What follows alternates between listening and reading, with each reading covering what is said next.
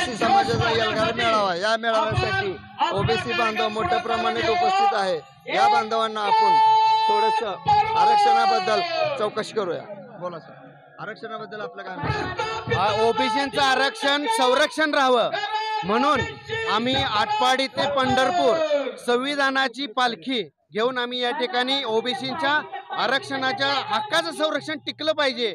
आणि भुजबळ साहेब, पडळकर साहेब, जानकर साहेब, शेंडगे साहेब, अन्सार साहेब यांनी जी घेतलेली भूमिका आहे, ओबीसींना जागृत करण्याची भूमिका आहे, त्यांना आम्ही पाठबळ देण्यासाठी या ठिकाणी आम्ही सर्वजण उपस्थित आहोत। बोला सर, या मेळाव्याबद्दल आपलं काय मत आहे? ओबीसीच्या न्याय हक्कासाठी आजच आपल्याला लढलं पाहिजे आणि इथून पुढे आपल्याला लढलं तरच काहीतरी मिळणार आहे।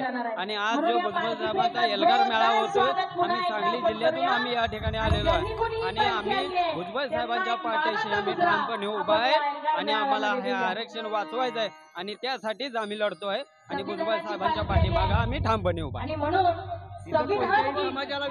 आजच्या या महाएल्गार मेळाव्याच्या निमित्त आम्ही आटपाडी ते पंढरपूर या ठिकाणाहून आलेलो आहे। आमचा कोणत्याही समाजाला विरोध नसताना फक्त ओबीसी समाजाचं आरक्षण बचावं आणि ओबीसी समाजातल्या आरक्षणावरती कोणत्याही समाजाने इतर समाजाने दावा सुद्धा करू नये अशी आमची विनंती आहे। आम्ही कोणाच्याही आरक्षणावरती हक्क मागत नाही, आम्ही आमचं आरक्षण टिकावं यासाठी प्रयत्न करतो।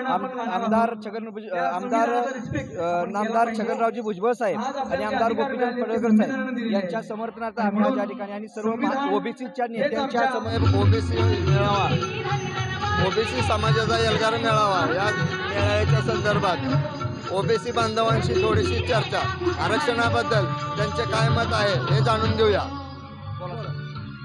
आज ओबीसी मेळावा आम्ही पंढरपूर येथे आयोजित केला असताना सुद्धा जे आमच्या ओबीसी आरक्षणाला न धक्का लागता,